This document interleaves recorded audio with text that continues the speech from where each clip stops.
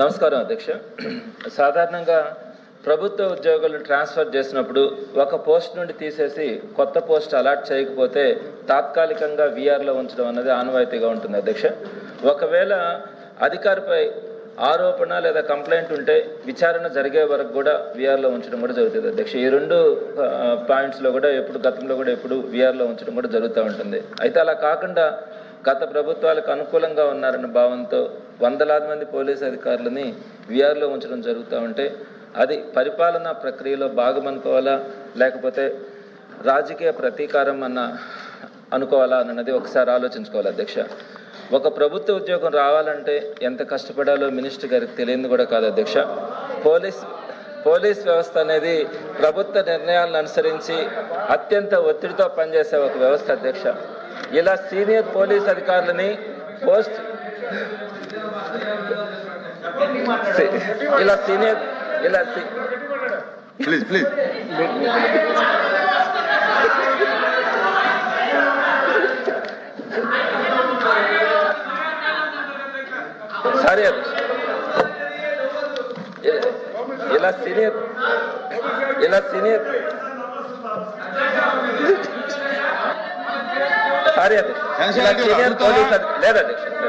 Senior police అధికారులని posting లేకుండా వీఆర్లో కూర్చోబెట్టడం ద్వారా ప్రజలకు మనం ఏ సందేశం ఇస్తున్నామని తెలియాలి అధ్యక్ష.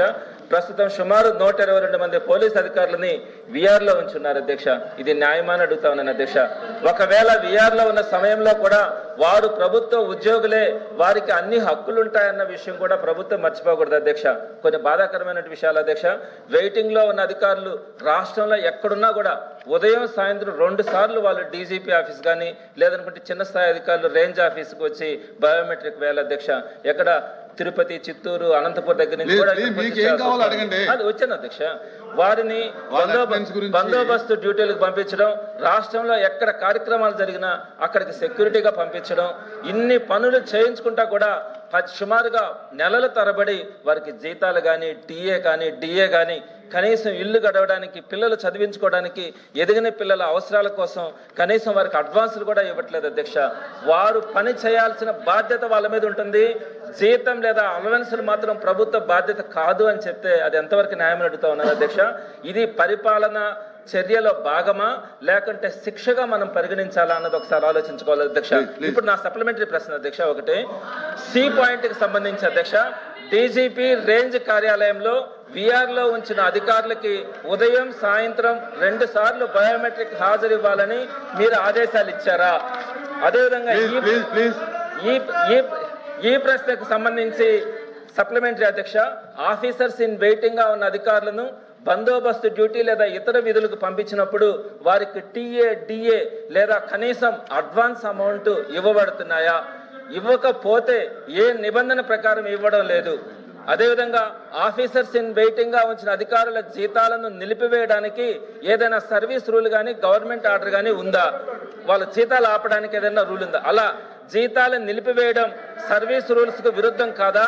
భారత రాజ్యాంగం కల్పించిన హక్కులకు విరుద్ధం కాదా అని నేను మంత్రి గారిని అడుగుతా ఉన్నాను అధ్యక్ష. ప్లీజ్ మంత్రి గారు ముందు చదవలేదు సార్, కూర్చోండి సార్. లేదు సార్, కూర్చోండి. లేదు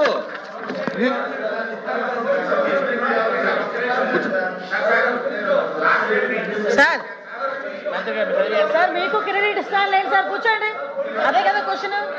పోలీస్ మీకు క్రెడిట్ ఉంటుంది లేదు, కూర్చోండి. అధ్యక్ష అమ్మా రిటైర్డ్ పోలీస్ ఆఫీసర్ కదా, అందుకే క్రెడిట్ ఇచ్చేద్దాం లేదు సార్. ఆయన అడిగేది అదే, బీఆర్ లో డబ్బులు ఇస్తారా లేదా కాదు, బీఆర్ లో జీతం గురించి అడుగుతాడు ఆయన. సూటిగా అడగండి, మీరు సూటిగా అడగాలి. అధ్యక్ష ధన్యవాదాలు. పోయిన సంవత్సరం మార్చి 17వ తారీఖున దీని మీదనే చర్చ జరిగింది అధ్యక్ష.